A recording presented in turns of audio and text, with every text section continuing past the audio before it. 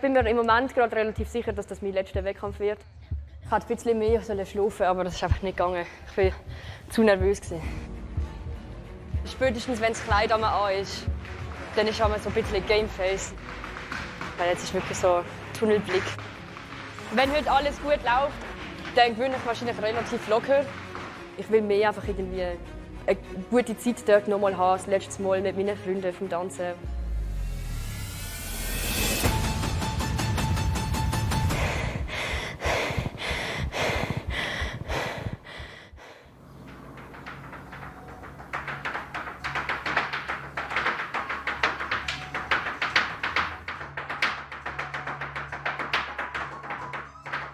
Ich bin Jael, ich bin 21 und ich bin Weltmeisterin im Irish Dance. Ich bin normalerweise sehr minimalistisch und mache immer nur wirklich das, was unbedingt nötig ist. Außer wenn es ums Irish Dance geht, dann gebe ich eigentlich immer alles.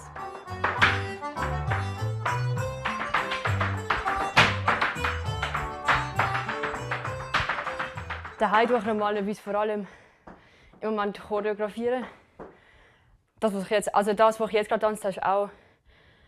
Das ist eine kurze Choreo, die ich vor ein paar Wochen mal gemacht habe. In meinem Leben ist eigentlich Irish Dance immer Priorität Nummer 1 gewesen, schon lange. Das ist immer vor der Schule gekommen. Ich glaube, ich mache einfach schon so lange Irish Dance, dass ich mein Leben gar nicht wirklich kenne ohne.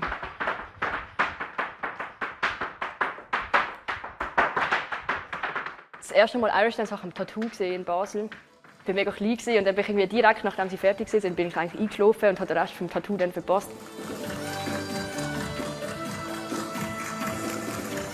Alles, was ich mich noch daran erinnern kann, sind die Tänzerinnen und wie cool das ausgesehen hat und wie cool das getönt hat. Und dann habe ich das mega lang jeden Tag auf YouTube angeschaut. Und meine Mami hat dann irgendwann herausgefunden, dass es in Sissach eine Lehrerin gibt, die das unterrichtet. Und dann sind wir dort mal schnuppern. Und nachher habe ich nie wieder aufgehört.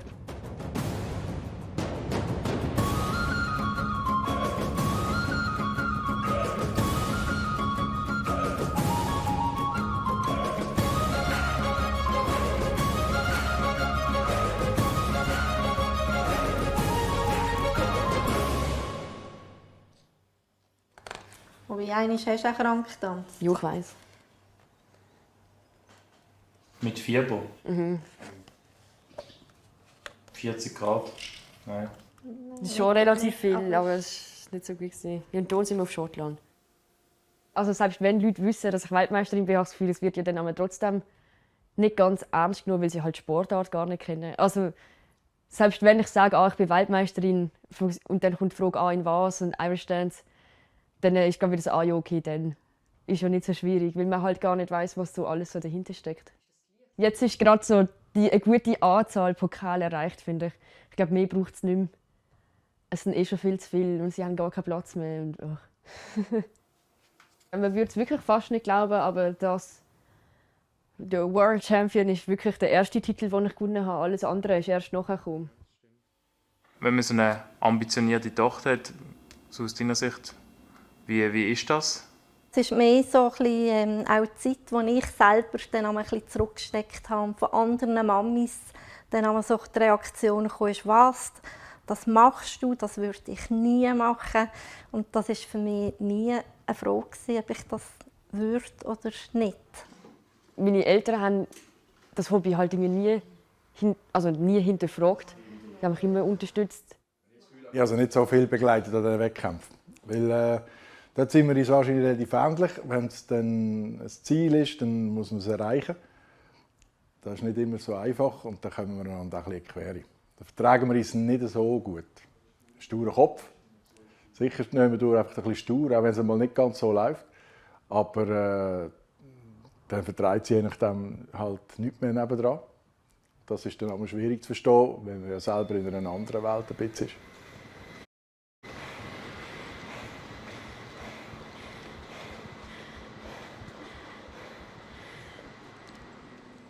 Also ich verbringe einen grossen Teil von meinem Tag im Zug.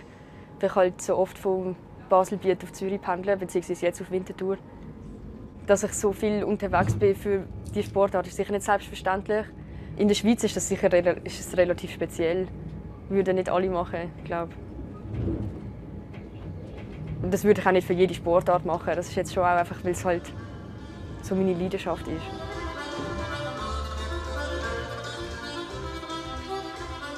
Wenn ich einen ganzen Tanz, also 3 Steps insgesamt, getanzt habe, mache ich normalerweise immer direkt gerade das ist für die 3 Schritte, die am schlechtesten war, nochmal. Und dann doch kurz reflektieren und dann nochmal einen Schritt nochmal machen. Ich glaube, am schlechtesten war eigentlich der erste Schritt.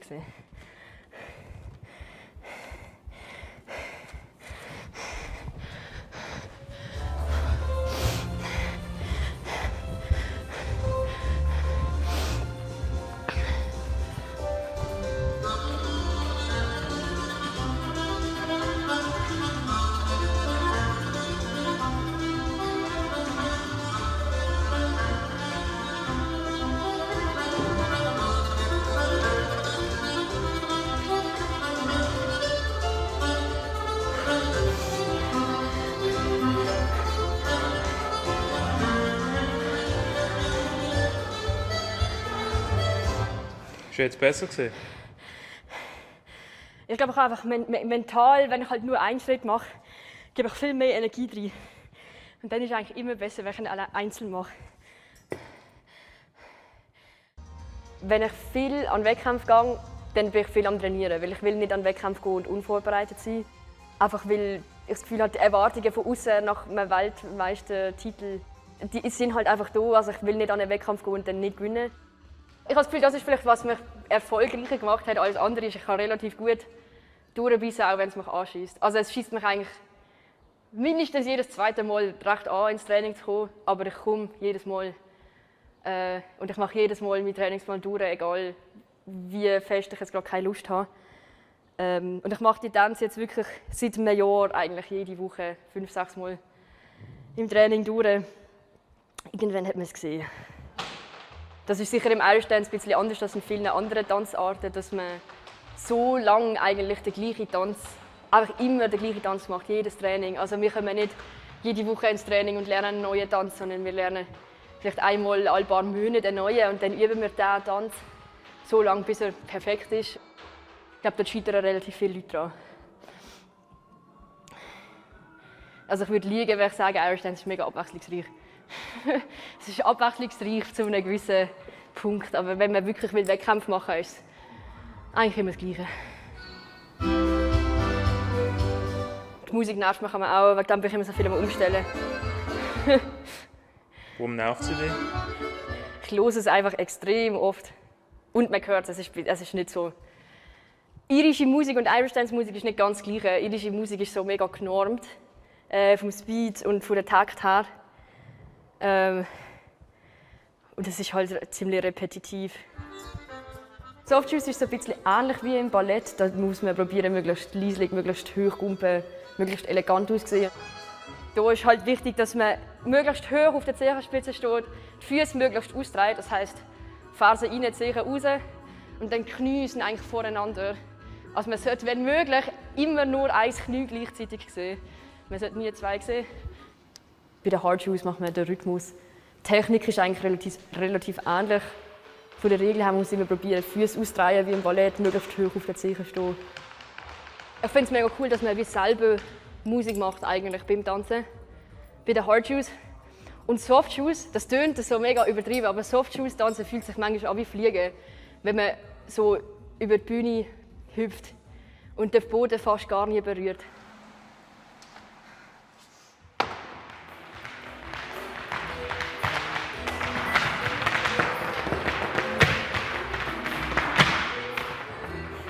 Hörst du auf links auf? Ah, stimmt. Ja. Ich finde, das sieht noch lustig aus, wenn wir einfach plötzlich mit dem Step Fuß wechseln. Trainings in der Gruppe haben wir eigentlich mindestens 2-mal pro Woche. Wir gehen eigentlich auch immer zusammen an Wettkämpfe und so. Wegen dem sind wir alle relativ gut befreundet, weil wir halt so oft auf der ganzen Welt umreisen an die Wettkämpfe. In den Gruppentrainings, vor allem mit der Lehrerin noch, bekommen wir eigentlich einfach Feedback von der Technik, von den Tänzen, die wir jetzt machen.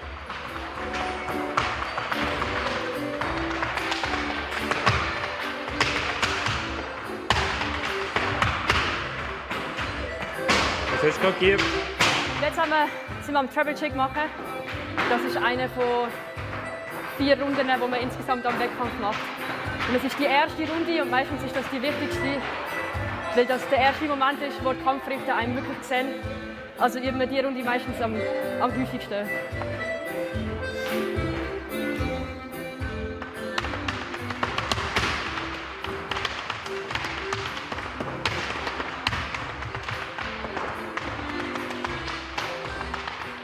Ich bin schon relativ kaputt und es sind erst 50 Minuten, aber ich habe im Moment einen Durchschnittspuls von 160 jetzt die ganze Zeit. Das ist relativ hoch. Normalerweise ist es so auf 130 oder so. Ich glaube, es ist einfach mega heiß.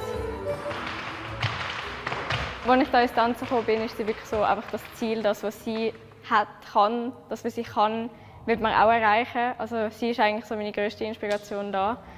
Und man sieht einfach, sie wird auch immer besser und das ist wirklich einfach das, was ich auch mal will, so an ihrem Platz stehen. Eigentlich weiss sie, bei jedem Schritt kann sie dir irgendwie sagen, ja, mach vielleicht das noch etwas anders und dann wird es ein bisschen einfacher. Und das sind einfach immer so Tipps, wo man manchmal gar nicht drauf kommt und das ist super. Das Timing ist ja immer mega wichtig und dass sie das auch immer hervorhebt, so, weißt du, das müsste noch etwas anders stöhnen oder da könntest du noch etwas bisschen schneller den Fuß setzen oder so. Ist es auch manchmal schwierig mit ihr? Also schwierig ist, glaube ich, mehr, ist vielleicht falsch. Ich glaube, es ist mehr so, dass man manchmal aneinander geraten kann, weil man vielleicht das gleiche Ziel verfolgt und die Methodik nicht immer gleich ist. Aber das zeigt eigentlich mehr, dass sie halt auch so involviert ist und auch so alle Tänzer und auch mich unterstützt. Und da ist man halt auch nicht immer gleicher Meinung. Und da kann es manchmal schon auch eine Konfrontation geben. Aber ich glaube, das ist mehr im guten Sinn gedacht, dass das einfach inspirieren kann und dass man das auch reflektieren kann. Und out. In, out. Ganz Strecke vorne, der Zeichen. 5, 6, off you go. Ganz gerade, nicht runter schauen. Ja. Ich unterrichte seit Corona angefangen hat eigentlich. Vor Corona habe ich schon einfach Stellvertretungen gemacht und dann nach Corona habe ich meine eigene Klasse dann übernommen. Und off you go. Jump and cross, jump and cross, jump and cross. Ganz überkreuzen. Ja, genau. Das ist Spruch, fang nochmal an. Der hintere Fuß muss aufs End wirklich unten sein, nicht erst aufs End rauf. 5, 6, off you go and yes. Wie ist so das Training bei dir? Intensiv, aber macht Spaß und es bringt einem auch vorwärts, wenn man weiterkommt. Ist sie auch streng manchmal? Ja, sie kann schon streng sein, vor allem wenn sie weiss, dass man es besser machen kann oder wenn es die gleichen Sachen sind, wie sie schon 2-3 Mal gesagt hat, dann schon. Aber man weiss, dass sie immer gut meint und sie ist nicht aggressiv und hässig, sondern so, man merkt, dass sie will, dass man weiterkommt. Da musst du aber auch noch mal ganz landen, also Step, Step und da musst du ganz landen und nach dem Cut musst du auch noch mal ganz landen. Du hast jetzt relativ viel abgekürzt. Also ich finde, sie kann einem, wenn sie den Schritt zeigt, sie hat viel Geduld, zeigt aber auch immer 5-mal immer den gleichen Schritt, wenn man sich nicht auf Anhieb merken kann. Und auch, ja, einfach also die Präsenz, die sie hat, auch durch die Wettkämpfe. Hop, jump, 2, 3. Und jetzt weißt du den Step noch. Hop, hop, jump, 2, 3, change point, top, back. Jump, 2, 3, 4, 5, 6, 7, change point, top, back. Ich finde es immer cool zu sehen, wie die Leute Fortschritt machen. Wenn ich Feedback gebe und es funktioniert nicht und dann kommen sie nächste Woche zurück und es funktioniert plötzlich. Und ich merke irgendwie, sie haben es daheim geübt oder weiß auch nicht. Das ist immer auch cool, wenn so den Leuten ja dann auch Freude macht, dass sie es jetzt besser können. Mit gewissen Leuten bin ich extrem streng, weil ich weiss, dass sie das brauchen, um besser zu werden. Als Schülerin habe ich es immer gerne gehabt, wenn Lehrerinnen möglichst streng sind, weil das ist halt, was einem am Wettkampf nachher besser macht. Aber es gibt auch gewisse Leute, die wollen halt einfach nur zum Spass tanzen. Und dann finde ich es manchmal ich finde es fast schwieriger, nicht streng zu sein, denn, weil sie es ja nur zum Spass machen. Und, ja. Wenn ich merke, okay, meine Schülerinnen sind jetzt besser als ich, dann will ich auch aufhören irgendwie. Ich habe das Gefühl, jetzt kann ich noch sehr gut eben für unsere Leute Choreografien machen und so. Und wenn ich dann merke, die können das besser als ich, dann ist dann fertig.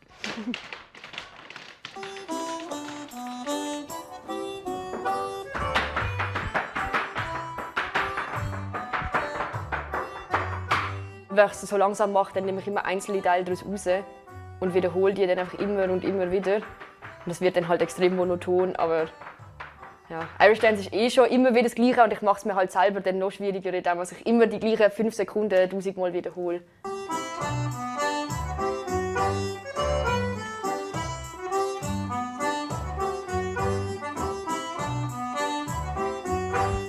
Beim Wettkampf hat man immer die 4 Tänze.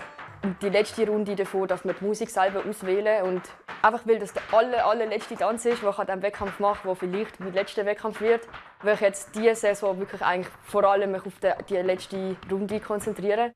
Ich würde es wahrscheinlich beschreiben, also am Schluss noch mal rauskotzen. Also einfach noch mal alles geben, sodass wirklich keine Energie mehr übrig ist. Wenn man noch Energie übrig hat am Schluss von einem Tanz, dann hat man nicht alles gegeben.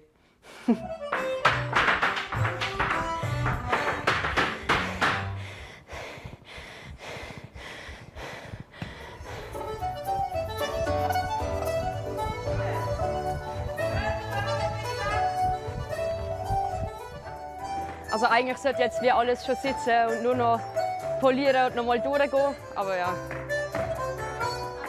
Ist es das auch, oder? Ich bin mega lang krank gewesen, jetzt die letzten paar Wochen. Wegen dem müsste ich eigentlich noch ein bisschen mehr Gas geben, aber ich bin irgendwie erstens noch nicht ganz fit und zweitens ist wie so eine Woche vor dem Wettkampf.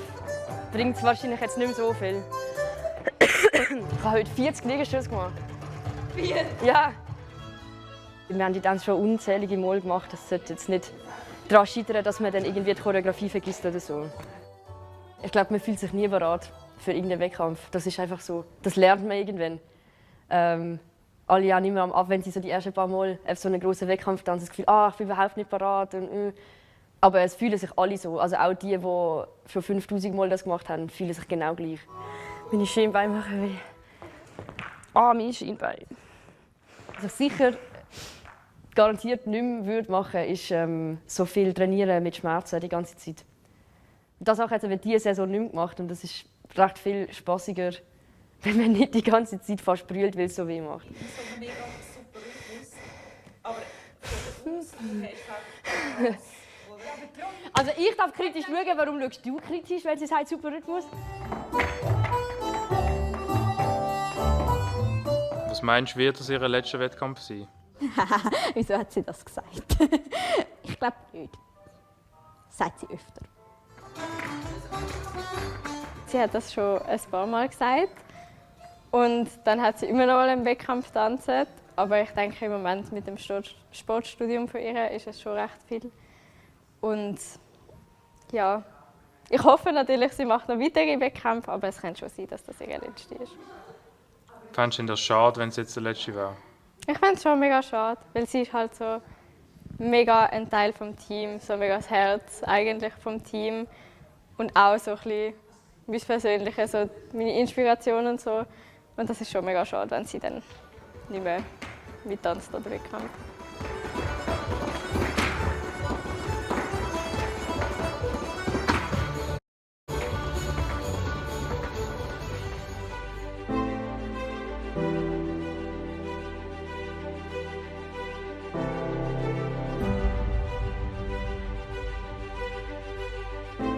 Ich habe meinen Glitzer verloren. Ich glaube, der ist immer noch in Schottland.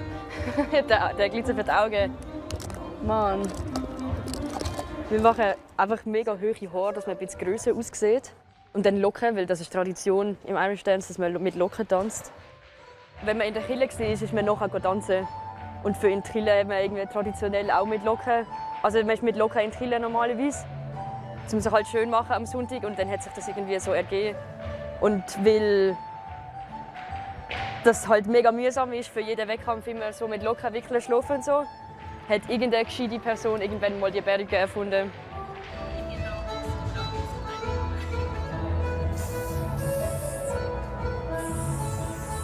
Bewegt sich einfach alles. Ach. Ein Bad Hair Day heute. Genau heute. Konzentriert euch, chillen und Klicks aber schnell abnehmen. Und dann ist es, glaube ich, super. Okay, gehen wir zurück.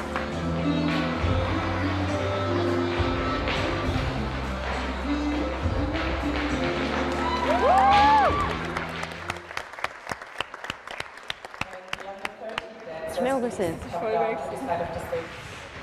Ich habe mich am Mittwoch beim Volleyballspielen noch verletzt. Und habe jetzt wegen dem auch seit einer Woche auch jetzt auch nicht mehr trainiert. Also heute ist jetzt das erste Mal, dass ich jetzt wieder richtig Sport mache. Oder also richtig Tanz.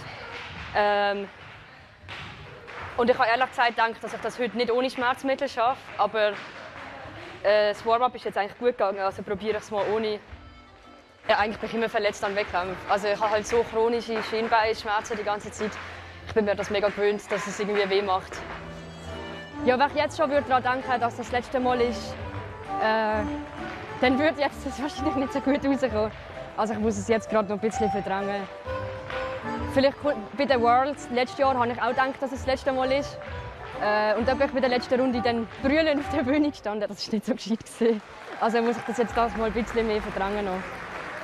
Ich hoffe, das kommt dann nicht während dem Intro von der Musik. Wenn man dann dort so wartet, dann hat man ganz viel Zeit, um noch nachzudenken. Und das, ja, ich muss mich dann dort jetzt fokussieren noch. Es wäre jetzt schade, wenn der allerletzte Tanz noch in die Hose geht.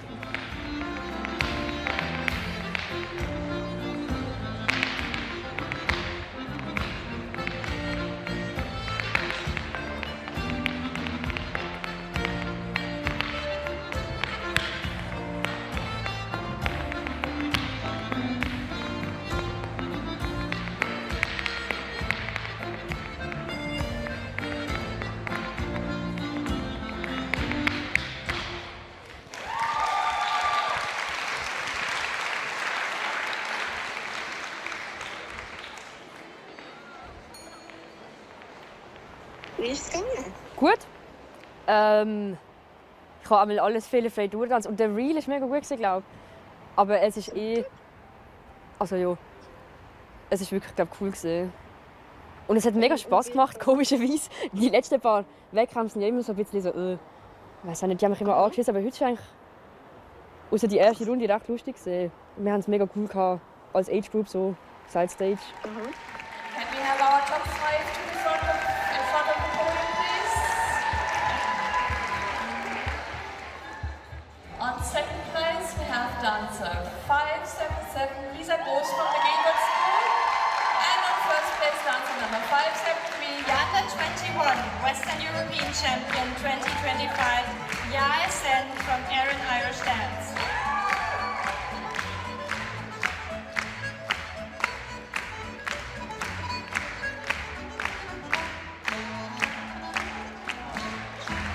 Our Western European Champions 2025. Es ist noch ein bisschen surreal, dass es jetzt das letzte Mal war.